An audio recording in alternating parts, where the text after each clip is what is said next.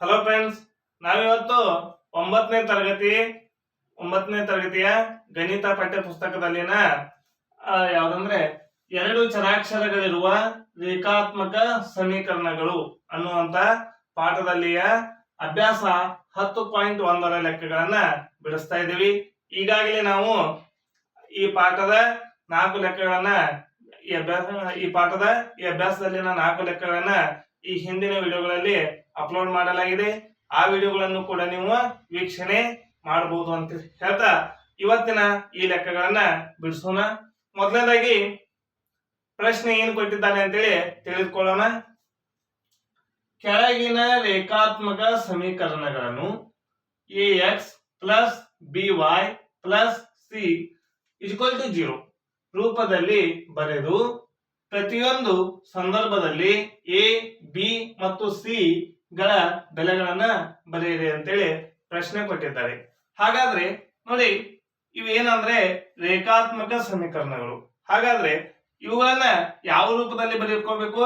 ಈ ರೂಪದಲ್ಲಿ ax plus by plus c ಈ ರೂಪದಲ್ಲಿ ಬರೆದು ಇಲ್ಲಿ ನಾ ಏನು ಕಂಡು ಹಿಡಿಯಬೇಕಾಗಿದೆ? a b c. ಹೌದಾ? ಹಾಗಾದ್ರೆ ನೋಡಿ, ಇದು 5ನೇ ಲೆಕ್ಕ. ಈಗಾಗಲೇ ಹಿಂದಿನ ವಿಡಿಯೋಗಳಲ್ಲಿ 1, 2, 3, 4 ಲೆಕ್ಕಗಳನ್ನ ಬಿಡಿಸಿದ್ದೇವೆ. ಇವತ್ತಿನ ಈ ವಿಡಿಯೋದಲ್ಲಿ ನಾವು ಬಿಡಿಸ್ತಾ ಇರೋದು 5ನೇ ಲೆಕ್ಕ. ಈಗ ನೋಡಿ, ಯಾವ ರೂಪದಲ್ಲಿ ಬೇಕಾಗಿದೆ ಸಮೀಕರಣ? ax plus by plus c = 0. ಹೌದಾ? ಹಾಗಾದ್ರೆ ನೋಡಿ, ಇಲ್ಲಿ ಏನಿರಬೇಕು? ax ಅನ್ನು ಈ ಕಡೆ ಎಡಭಾಗದಲ್ಲಿ ಇರಬೇಕು, y ನು ಇರಬೇಕು, c ನು ಇರಬೇಕು. ಹಾಗಾದ್ರೆ ಇಲ್ಲಿ ನೋಡಿ, y ಏನಾಗಿದೆ? ಬಲಭಾಗದಲ್ಲಿ ಇದೆ. ಈ ಬಲಭಾಗದಲ್ಲಿ ಇದ್ದದನ್ನ ಎಡಭಾಗಕ್ಕೆ ತೆಗೆದುಕೊಂಡು ಬರಬೇಕು. ಹಾಗಾದ್ರೆ ಇದನ್ನ ಯಾವ ರೂಪದಲ್ಲಿ ಬರೆಯಬೇಕು? 2x.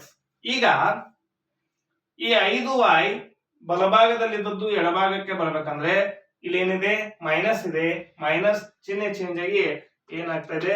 Plus 5y plus 5y = 0. ನೋಡಿ, ಇಲ್ಲಿ ನಮಗೆ a ಇದೆ. ಹೌದಾ? x ಹಾಗಾದ್ರೆ a = 2 ಆಯ್ತು. ಇಲ್ಲಿ y ಇದೆ. ಅಂದ್ರೆ b = ಎಷ್ಟಾಯ್ತು? 5 ಆಯ್ತು. ಹಾಗಾದ್ರೆ c ಜಾಗದಲ್ಲಿ ಏನೂ ಇಲ್ಲ. ಹಾಗಾದ್ರೆ c ದಲ್ಲಿ ಏನೂ ಇಲ್ಲ ಅಂದ್ರೆ c ಎಷ್ಟಾಗ್ತಾ ಇದೆ? 0. c ಎಷ್ಟಾಗ್ತಾ ಇದೆ? 0. ಹಾಗಾದ್ರೆ ಈಗ ಬೆಲೆಗಳನ್ನ ಬರೆದು ಬಿಡೋಣ. x ಇಲ್ಲಿದೆ ಅಂದ್ರೆ x ಇಂದ ಇಲ್ಲಿ ಏನಿದೆ? a ಇದೆ. ಇದು 2. ಹಾಗಾದ್ರೆ a = 2 ಆಯ್ತು. ಅದೇ ರೀತಿಯಲ್ಲಿ y ಇಂದ ಇಲ್ಲಿ ಏನಿದೆ? b. ಇಲ್ಲಿ y ಇಂದ 5. ಹೌದಾ? ಇನ್ನು c ಜಾಗದಲ್ಲಿ ಇಲ್ಲಿ ಏನೂ ಇಲ್ಲ ಅಂದ್ರೆ c = ಏನ್ ಬರಿಬೇಕು? 0 ಬರಿಬೇಕು. ಇದನ್ನ ಬರ್ದೇ ಬರಿಬೇಕು. ಯಾಕಂದ್ರೆ ಇಲ್ಲಿ ಏನ್ ಕೇಳ್ತಾ ಇದ್ದಾರೆ? a b ಮತ್ತು c. ಹೌದಾ? ನೀವು ಬರೀ a b ಬರೆದು c ಅನ್ನ ಹಾಗೆ ಬಿಡಬಾರ್ದು. c = 0 ಅಂತೇಳಿ ಬರಿಬೇಕು. ಅಂದಾಗ ಈ ಲೆಕ್ಕ ಏನಾಗ್ತಾ ಇದೆ? ಪೂರ್ತಿ ಆಗ್ತಾ ಇದೆ. ಇದೇ ರೀತಿಯಲ್ಲಿ ಮುಂದಿನ ಲೆಕ್ಕವನ್ನು ಬಿಡಿಸೋಣ. 6ನೇ ಲೆಕ್ಕ. 3x plus 2 = 0. ಹಾಗಾದ್ರೆ ಸಮೀಕರಣ ax plus by plus c = 0. ಹೌದಾ? ಹಾಗಾದ್ರೆ ಇಲ್ಲಿ ನೋಡಿ, x. ಹೌದಾ? ಹಾಗಾದ್ರೆ ಇಲ್ಲಿ ನೋಡಿ, y ಇದ್ದಂತ ಸಂಖ್ಯೆ ಇಲ್ಲ. ಆಮೇಲೆ ಇಲ್ಲಿ ಏನಿದೆ? c ಇದೆ. ಹೌದಾ? ಹಾಗಾದ್ರೆ ಈಗ ನೋಡಿ, x ಇದ್ದಲ್ಲಿ x ಇಲ್ಲಿದೆ. x ಇಂದ ಇಲ್ಲಿ ಏನಿದೆ? 3 ಇದೆ. ಹಾಗಾಗಿ x ಇಂದ ಇಲ್ಲಿ ಏನಿದೆ? a ಇದೆ. ಹಾಗಾದ್ರೆ ಇದು ಏನಾಯ್ತು? a = 3. ಎಷ್ಟಾಯ್ತು? 3 ಆಯ್ತು.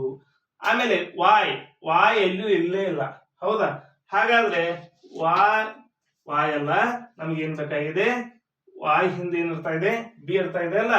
ಹಾಗಾದ್ರೆ ಇಲ್ಲಿ b ಏನಾಗ್ತಾ ಇದೆ? 0. ನೋಡಿ, ಇಲ್ಲಿ ಯಾವ ರೀತಿಯಾಗಿ c 0 ಆಗಿತ್ತು, ಅದೇ ರೀತಿಯಾಗಿ ಇಲ್ಲಿ b ಅನ್ನುವಂಥದ್ದು 0 ಆಗಿದೆ. ಇನ್ನು c ಅನ್ನುವಂಥದ್ದು ಎಷ್ಟು? 2. c ಜಾಗದಲ್ಲಿ ಎಷ್ಟಿದೆ? 2 ಇದೆ. ಈ ರೀತಿಯಾಗಿ ನಾವು ಆ ಸಮೀಕರಣದ a ಬಿ ಮತ್ತು ಸಿ ಬೆಲೆಗಳನ್ನ ಕಂಡುಹಿಡಿಯಬಹುದು. ಈ ವಿಡಿಯೋ ನಿಮ್ಗೆ ಇಷ್ಟ ಆಗಿದ್ರೆ ಲೈಕ್ ಮಾಡಿ, ಶೇರ್ ಮಾಡಿ, ಸಬ್ಸ್ಕ್ರೈಬ್ ಆಗಿರಿ. ಹೀಗೆ ನಮ್ಮೆಲ್ಲ ವಿಡಿಯೋಗಳನ್ನ ನೋಡ್ತಾ ಇರಿ. Thank you.